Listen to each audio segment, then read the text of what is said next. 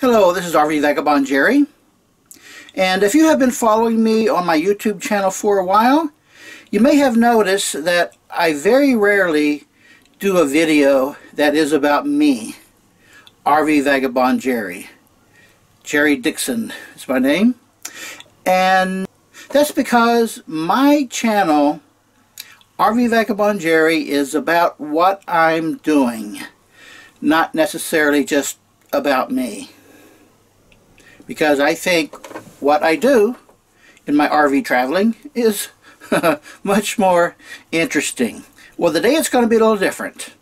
I was contacted by a man who has a Facebook group called Life Beyond 55, which is about retirement travel, and he does not do RVing. He stays at various resorts, mostly beach resorts, I think. And he contacted me and asked if I'd be willing to do an interview for his Facebook group. He doesn't have a YouTube channel. So I'm going to show you that interview. Hope you enjoy it. So how is Jerry today? Okay, it's a good day. It's a good day. Every day above ground is a good day, Jerry. Yeah. So where are you now? Where are you located? Today I just got here into the town of La Mesa, Texas. Mm-hmm. I'm going to be in Texas. I've been in Texas for a couple months now, and I'm going to be in Texas for about another month or so, and then moving north. Okay. Did you catch any of that cold stuff over there? It was terrible. I went through that, and it was kind of a disaster for me. Yeah. Oh, I guess it would be. So give us a little background on yourself. When I posted my stuff on Facebook, I saw that you replied, and apparently you've been traveling around. You've been living in your RV for a number of years now, and you traveled a zillion miles, and you recorded a ton of videos about it. So tell us about it, what it's like, and give us a little background on what you were doing before and how did you arrive at this thing that you were going to move into an RV and travel the rest of your life. Well, about 3.5 years ago, I retired from my career as a CPA. Okay. And what I decided to do in retirement, rather than just buy a condo and sit someplace, right, was buy a motorhome instead and just travel around the country. So for the last 3.5 years, I've been full-time traveling. 3.5 years you've been traveling in your RV. How big is your RV? How many foot? It's 38 foot. Wow. 38 foot Class A diesel. That's a nice size unit. So it's like a house on wheels, right? Yeah, I've had apartments smaller than this.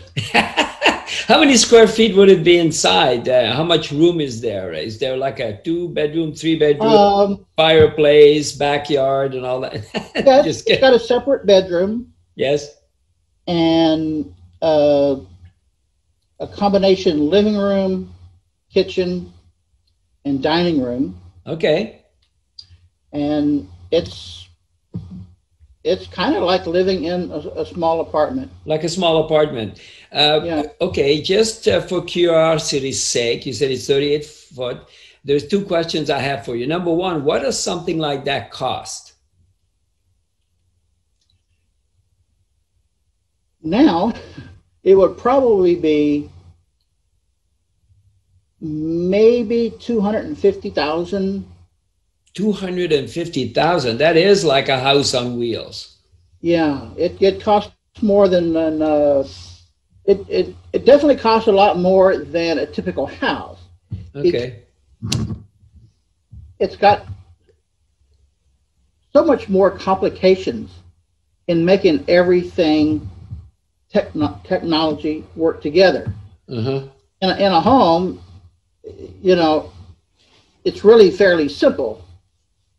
But with a motorhome, it's fully contained, so I can just park in a parking lot somewhere and it's just like living in a home.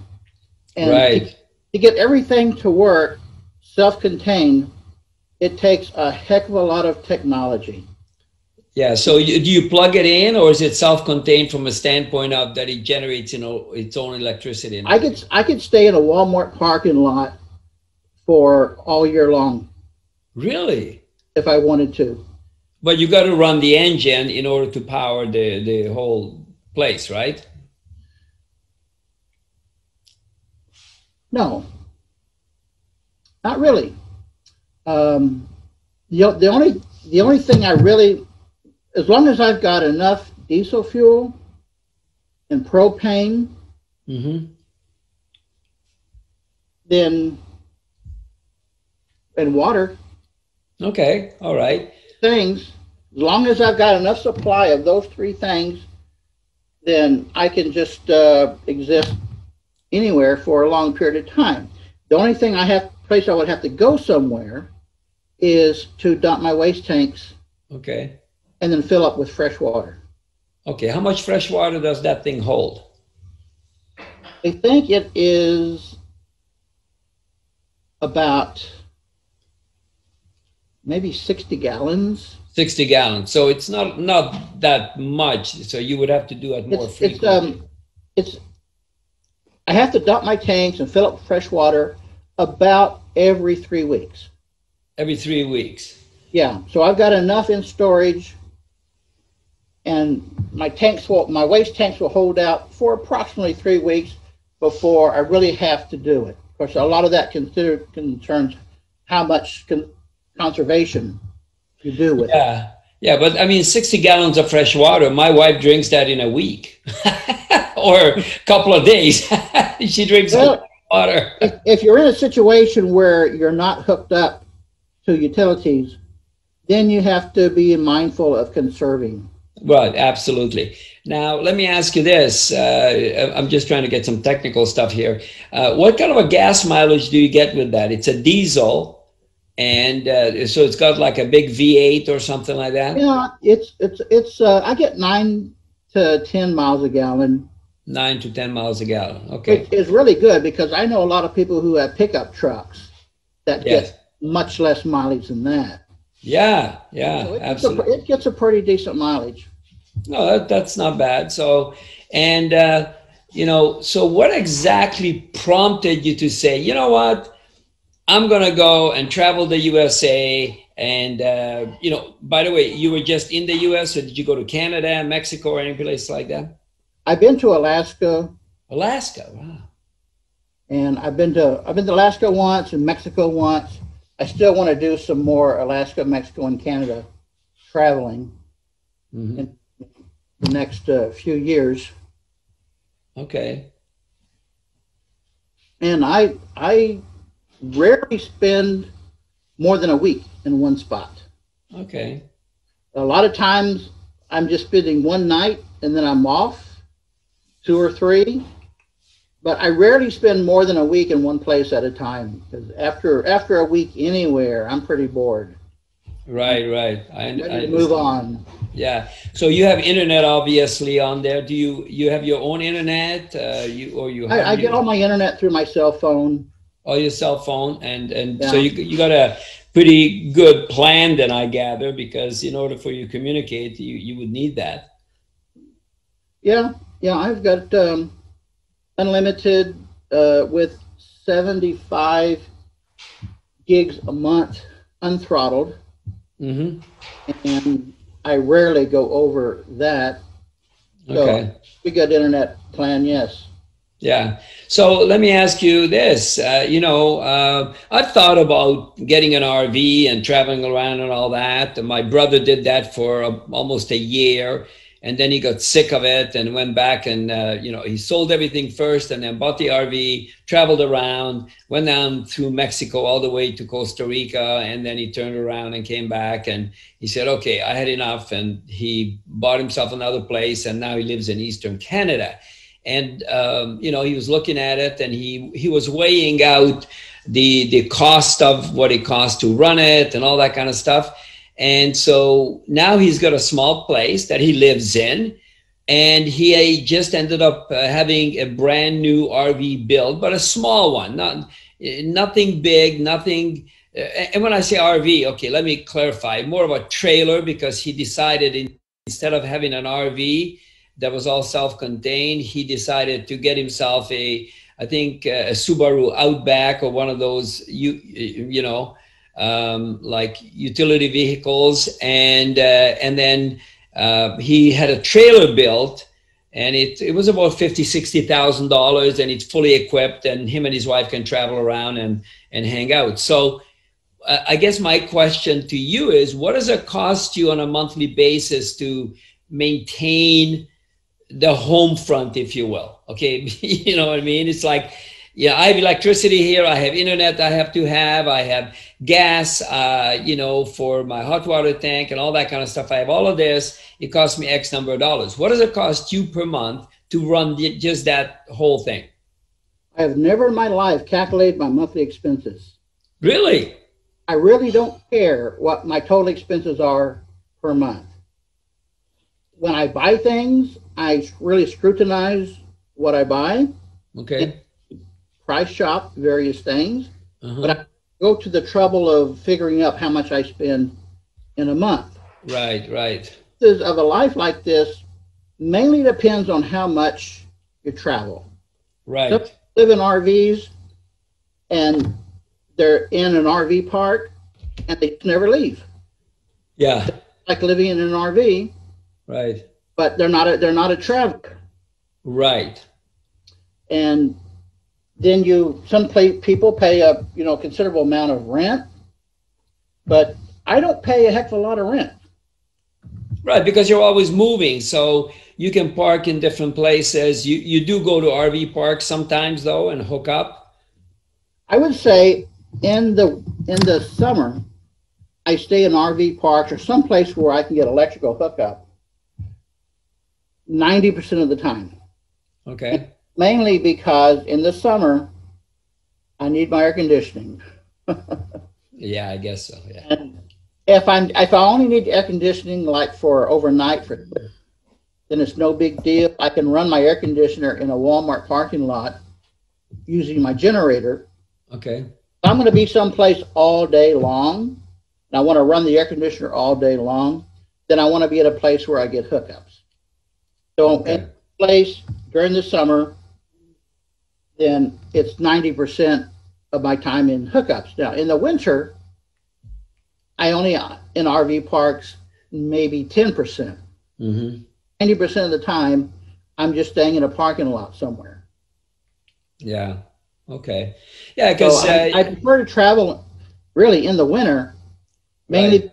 I don't need that doggone air conditioning, which requires so much power, and I can get along just fine with the cold. I have a propane furnace. Okay. Really efficient and inexpensive to run. So I like the winters because I can boondock, as they say, just about anywhere. Right. Just fine. I don't have to hunt around for a place where I can get hookups. So you transversed and crisscrossed this great country of ours. You went back and forth all over the place. I looked at some of your videos and all that. And how many videos have you already shot? You know, it's getting close to 1,000. Wow. Wow. And you're on YouTube. You're on YouTube, right? You know, on my YouTube channel, I've got almost 1,000 videos now. And I started doing it about 4 years ago. Okay. So I have every place I go that is of what I would think be of interest to my YouTube viewers, I make a video of. Right. And that's pretty much all I do now. Okay. Various places, I make videos, put my videos on YouTube, and basically it's I'm getting paid for people to watch my vacation pictures.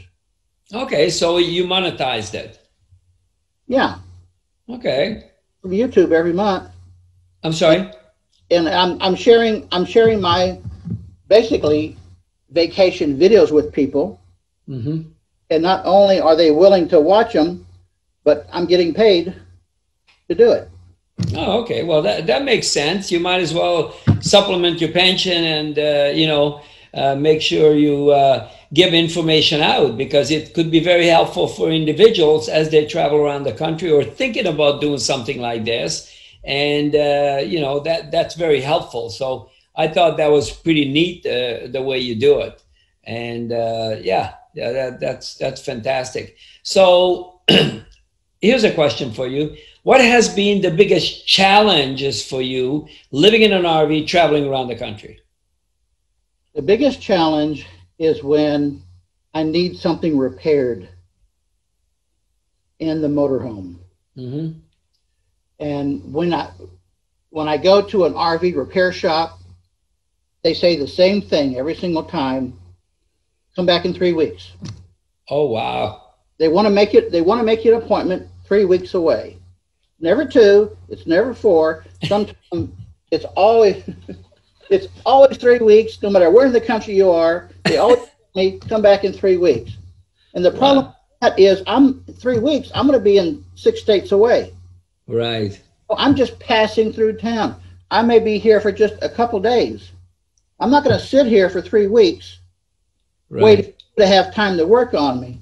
So when I need something fixed, I got to do a lot of calling around and finding somebody who's actually willing to do it and do it within a couple days. Right, right. And the biggest problem with living in an RV, especially motorhomes, is that there's always something going wrong. It's just constant maintenance and repair. Right, right. That's number one biggest hassle. And it's, living in a home or an apartment somewhere, you almost never think of fixing something. It just doesn't happen. Right. But with all the complications of an RV, especially a motorhome, as soon as I think I've got everything working, no, something else breaks. Something else breaks. You fix one thing, something else breaks. It sounds like my first car was a 1955 Chevy, and then one little thing went, then something else went, and then the engine went, fixed the engine, blew the transmission, then the brakes went, and there's always something going on. So have you ever had to be towed? Have you ever had to be towed? Only once. Wow. Only once, where I couldn't start the engine. And I had to be towed to a shop where they found out that another big problem with especially my motorhome is that it doesn't have much ground clearance. And I backed up into a ditch. Oh. I was able to pull myself out of the ditch, but then the engine wouldn't start. So after they towed it to a shop, we found out that the fuel line from the gas tank to the engine got pulled apart when it went down into that ditch. Did you lose all your fuel?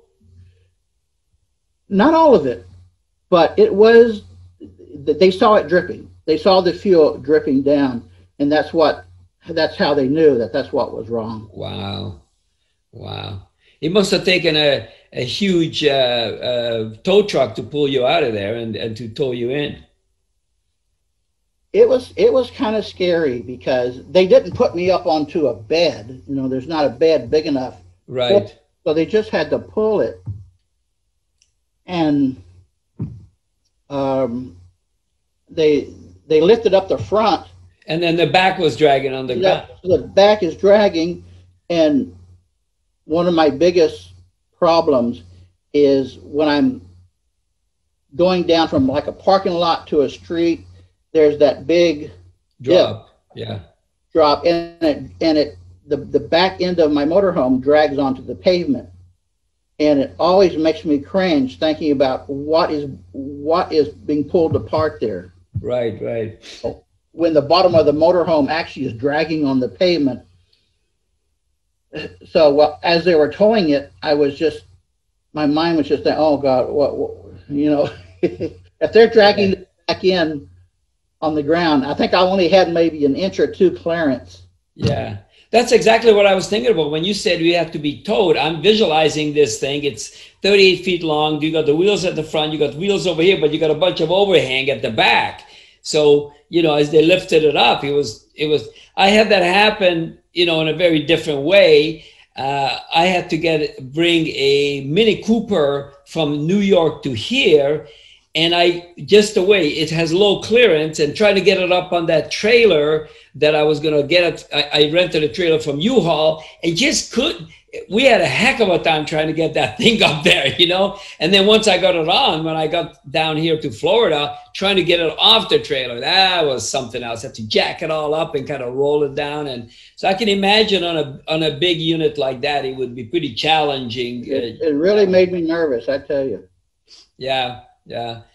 But that only happened once. Yeah. Well, hey, in 3.5 years, that's not so bad. So let me ask you this.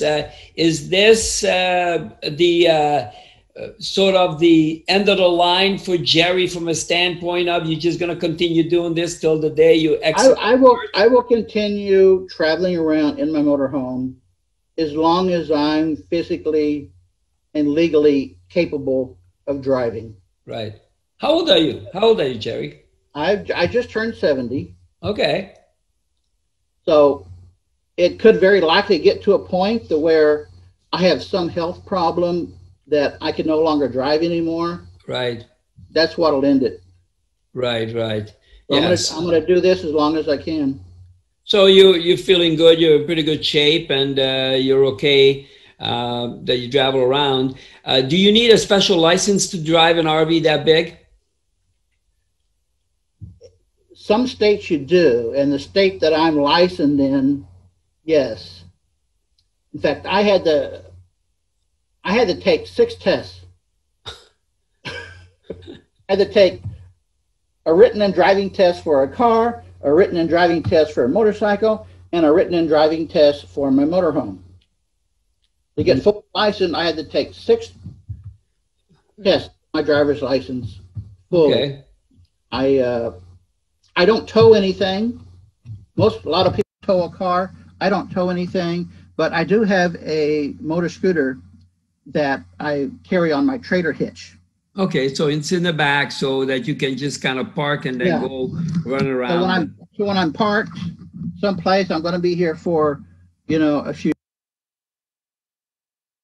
around town to do it. Okay, cool. Or shopping or whatever.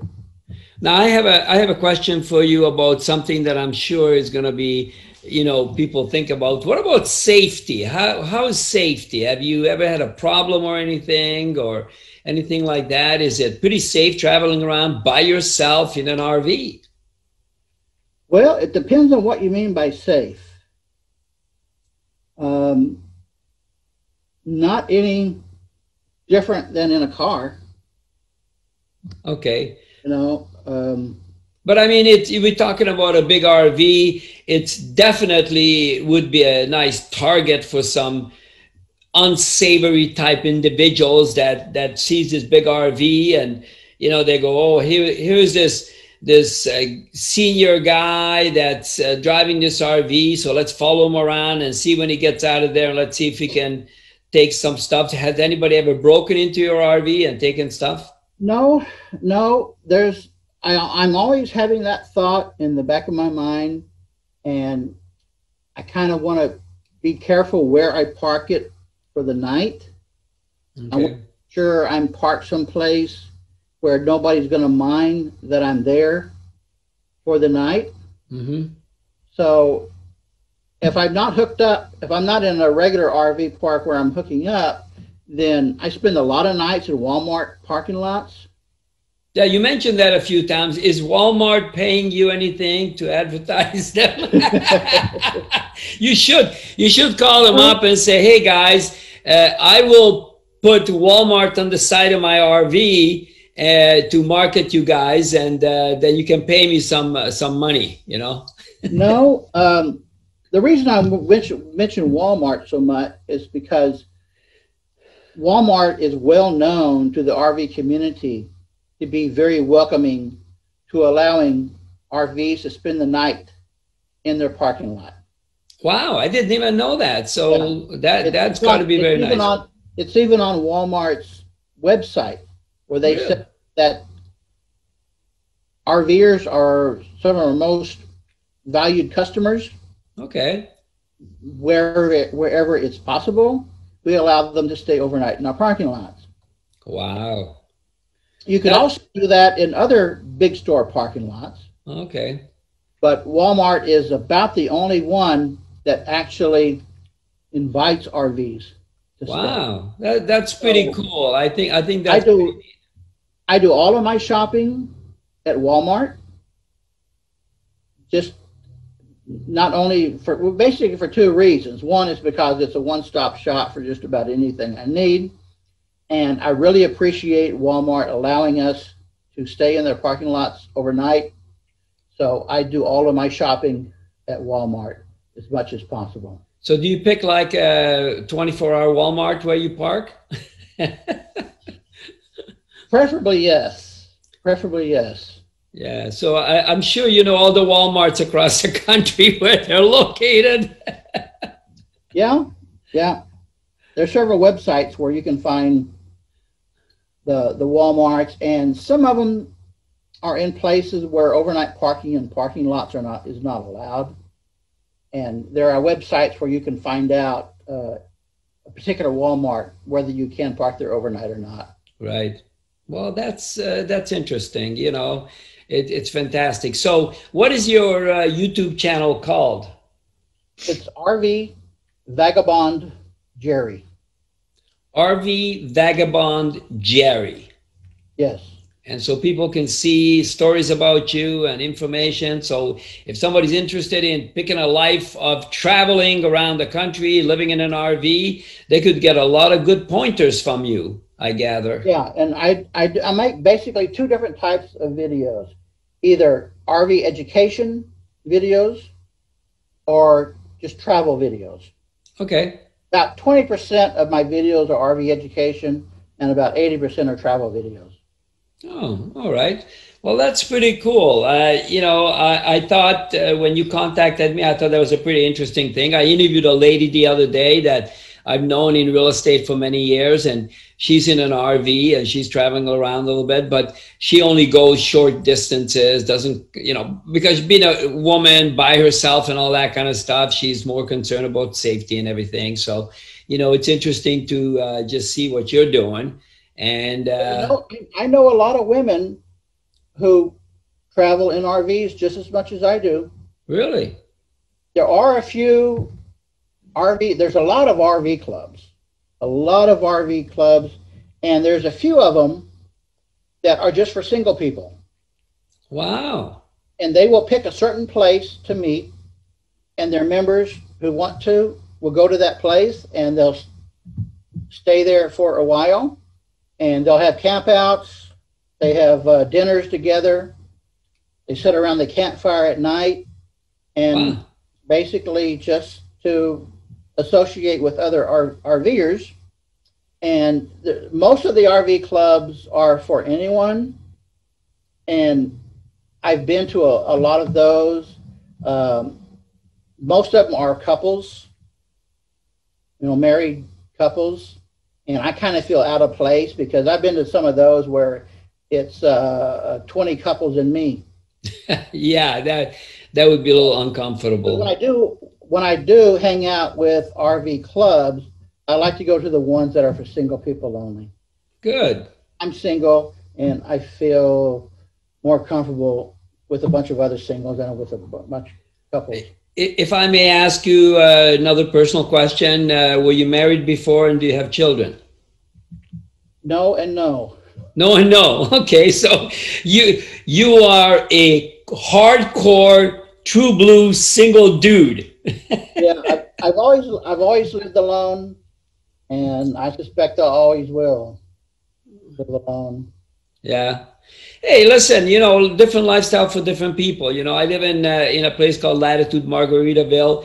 A lot of people in here are single that, you know, either bought something with their husbands and built, it's a 55 plus community and they passed away, the husband, or the wife passed away, or they just you know, from a previous home, they got rid of it and everything, and they moved here because they like the community. So, you know, different strokes for different folks, Jerry. You know, I happen to be, I have 4 children. I love being married. You know, I've been with my wife for 7 years. You know, my wife previously passed away, and you know, I am a nester and I need companionship, you know, and my wife is the same way. So again, same wavelength, same way of thinking. And, you know, the way you think, there's a lot of people out there who feel the same way, and they congregate, they get together. You know, people that like line dancing don't go to rock and roll, you know, places. So yeah, and that's cool. I find that very interesting because, you know, it's all about lifestyle. And if you feel good about yourself and you're 70 years old and you come this far in your life and you feel good about who you are, you're confident in your abilities and how you think. And as long as, you know, God willing, you can keep traveling around, I think you can spread the word and help other people that are thinking about the same thing.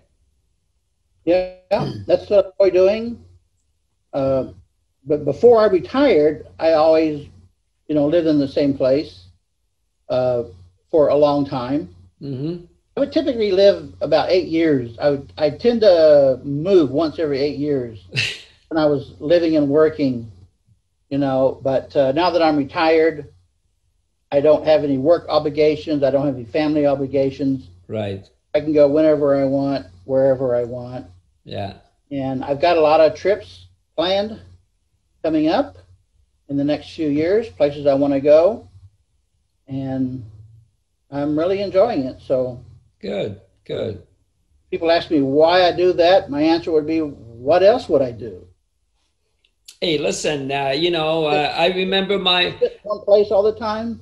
Yeah, my dad passed away my dad passed away a few years ago, and my mom, you know, you know, she ended up getting a boyfriend, and then he passed away, and then she just sit around, you know, and you know, being bored in the same place all the time. And so, you know, that's why you got to keep moving, you got to keep doing things. And that's great. Well, Jerry, I really appreciate you being on here. I'm going to be putting this into my archives, and then I'm going to start posting things as they come up. And you know, we're going to post this online and let people know about this type of life and what it's all about. And I really appreciate it. So again, give us that YouTube channel and way people can get a hold of you. You just search on RV Vagabond Jerry, and that'll lead you to my channel. Okay. And you'll see the list of all the videos that I've got there. Yeah, I did look, and I was like, I was overwhelmed with all the stuff, you know, that was available. So that is wonderful. Well, Jerry, be safe, take care of yourself, you know, be cautious. You know, we live in a world right now that's a little bit riskier than it was before. And I wish you all the best, and take care of yourself, okay? Okay, thank you. Good to meet you. All right, take care, Jerry. Bye for now. Bye. Well, I hope you got something out of that. Learned a little bit more about RV life, particularly full-time traveling, RV life in retirement. Good day, folks.